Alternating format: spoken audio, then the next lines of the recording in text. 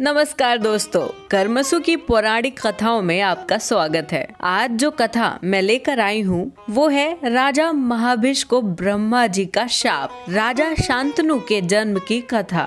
तो आइए सुनते हैं मेरे साथ, यानी कि ज्योति के साथ। महाभिष नाम के एक राजा थे। ये राजा बड़े ही धर्मात्मा थे। इन राजा ने अनेक पुण्य कर्म किया था और चमरावर्ती राजा थे। इन राजा ने अनेक सत्कर्म और 100 अश्वमेघ यज्ञ किए, जिसके फल स्वरूप ये राजा स्वर्ग के अधिकारी हो गए और स्वर्ग जाकर वहाँ आनंद से रहने लगे। एक दिन ब्रह्मा जी की सभा चल रही थी, जिसमें सारे देवता थे। अपने धर्म कर्म के बल के कारण महाराज महाभिष भी उस सभा में उपस्थित थे।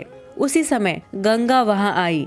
कुछ समय बाद जोर से हवा चल और गंगा के वस्त्र इधर उधर हो गए। सारे देवताओं ने गंगा को इस हालत में नहीं देखना चाहिए, ये सोचकर अपनी आंखें नीचे कर ली।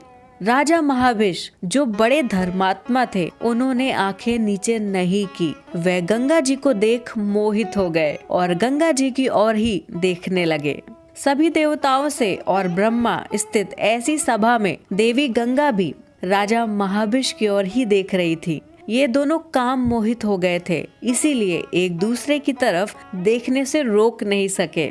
जब ब्रह्मा जी ने देखा कि महाभिष और गंगा जी इस तरह एक दूसरे को देख रहे हैं और सारे देवता आंखें नीचे झुकाए खड़े हैं, उन्हें बड़ा क्रोध आया। ब्रह्मा जी ने राजा महाभिष को अपनी उद्दंडता के लिए शाप दिया कि राजा पृथ्वी लोक में मनुष्य रूप में जन्म लें और जब वे वहाँ धर्म कर्म करके पुण्य कमाएंगे तभी फिर से स्वर्ग आने के अधिकारी हो जाएंगे। गंगा जी को ब्रह्मा ने कहा, देवी तुम इस कृत्य में समान भागीदार हो, इसीलिए तुम भी मनुष्य बनकर जन्म लो। इसी शाप के कारण महाभिष राजा मनुष्य रूप में जन्म लेकर शांतनु बने और गंगा जी भी मनुष्य का रूप लेकर आई। एक दिन जब शांतनु शिकार खेलने के बहाने गंगा तट पर गए थे, तब गंगा भी मनुष्य रूप बनकर वहीं आई। शांतनु को देखकर गंगा पहचान गई कि ये राजा महाभिष ही हैं, जो मनुष्य रूप में हैं। उन्हें देखकर गंगा जी को उनका पूर्व काल का प्रेम प्रसंग याद आ गया। शांतनु भी गंगा को देखकर मोहित हो गए और उनके पिता के वचन अनुसार गंगा जी से विवाह के लिए पूछा।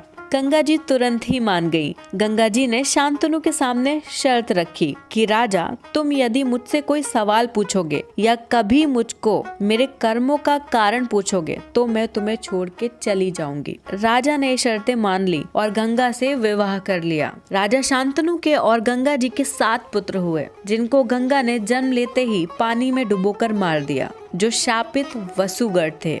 राजा ने इस भय से कि गंगा छोड़कर चली जाएगी कभी गंगा को नहीं रोका, परंतु 8वें पुत्र के समय राजा ने रोक लिया। इसीलिए गंगा उस बालक को लेकर चली गई, जो आगे चलकर भीष्म के नाम से जाने गए। ये भी एक शापित वसु ही थे। इस तरह गंगा जी का शांतनु राजा से विवाह हुआ था। धन्यवाद। आशा करते हैं आपने हमारी इस पौराणिक कथा को पसंद किया होगा। आपसे निवेदन है कि हमारी इस कथा को अपने अन्य लोगों के साथ भी अवश्य साझा करें।